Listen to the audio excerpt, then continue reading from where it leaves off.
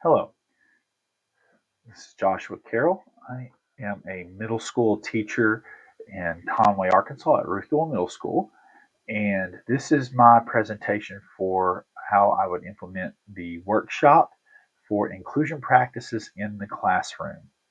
Let's take a look at it. First, we would start by outlining what is the purpose of our unit. In this workshop, we would discuss how to plan lessons and create modifications and accommodations for students that have IEP and 504 plans, plan for behavior disruptions that may be part of behavior plans, and to discuss the reasons for these changes and why this workshop is necessary, i.e., SPED law, LEARNS Act, all of those things.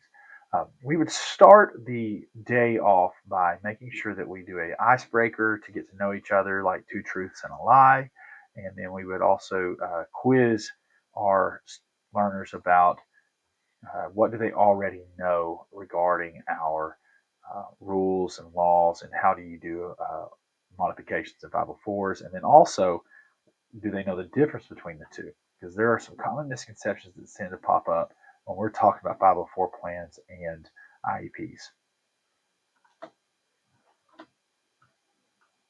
So why? Why do they need to learn this? And so this is a really crucial part of the presentation. And so one of the things that we would make sure that we do is we show the reason why. So the best way to do this is to show them and visualize them how using real data from the state. And so I just used my school info.gov for this. This is how we determine our demographics for the school at Ruth Dewell. This is our real data from the last few years. And so we have our demographic data, and then we have our testing data. So the data behind the problem. So here's the thing. We can even highlight right here, students with disabilities, our English language learners, economically disadvantaged, white, Hispanic, Latino, all of these demographics, and we can actually see their weighted achievement score for 3 years. So this really outlines some of our problem, and I would actually take time to unpack this for them and kind of show how there's been a gradual decrease over the last 3 years. And coincidentally, over these last 3 years, what happened? Arkansas moved to a more inclusion based special education program, and teachers that were not prepared to teach special needs students had them included in their classroom. So they went from individualized learning opportunities to really being stuck into a classroom with a teacher that had no idea what they were doing. And so, in most cases, and so in our district especially, this was very, very apparent. And so this is the big need right here. So we really will spend quite a bit of time unpacking this and then talking and taking information and questions and discussing this with our learners. Then we'll transition into what do we do about this. So we'll give them some examples of SPED law. How does it apply to the classroom, general education? We're going to develop our strategies for assisting lesson plans using technological tools, and then our behavior management implementation. We're going to do this throughout the day at various points in our thing. Then we're going to take time to unpack what the difference is between a modification and an accommodation. So, modification is this changes what a student is taught or expected to learn, and the learning outcomes are different than their peers. So, these are your special education students that would have been self-contained prior to the LEARNS Act and these inclusion practices. And so, their learning outcomes are typically different than their peers, and then an accommodation is this affects how a student accesses the material. And the learning outcomes are the same, but the materials accessed are accessed differently. So an example that we would use of this is we could really show this on the screen, but we would also use this graphic from a source that is a group of teachers that really, really spends their time unpacking what an accommodation or modification is and giving resources to teachers. So we would highlight this resource for them, but a modification is usually fewer questions or reduced answers, lower level text, so remediated reading, alternate projects, etc.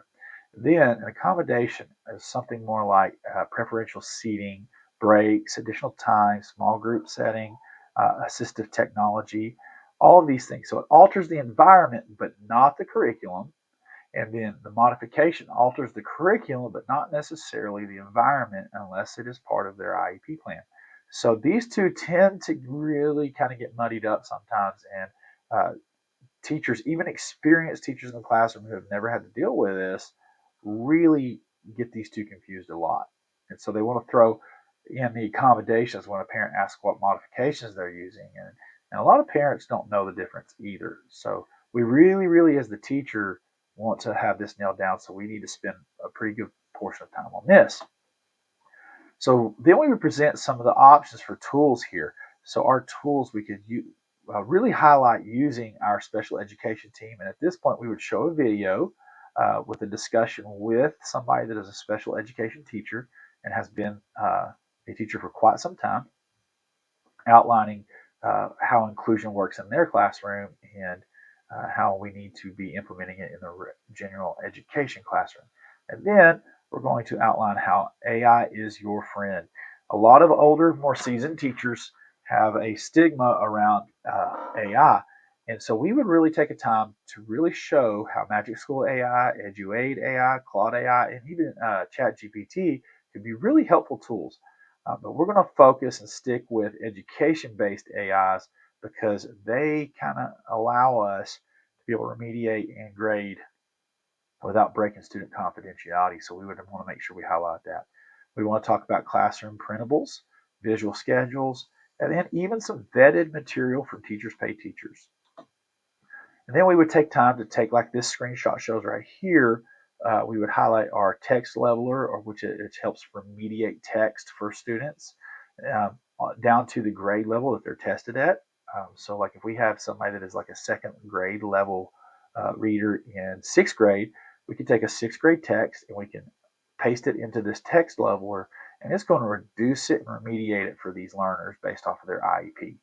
A worksheet generator, we can even use this and generate it based off of our remediation plans.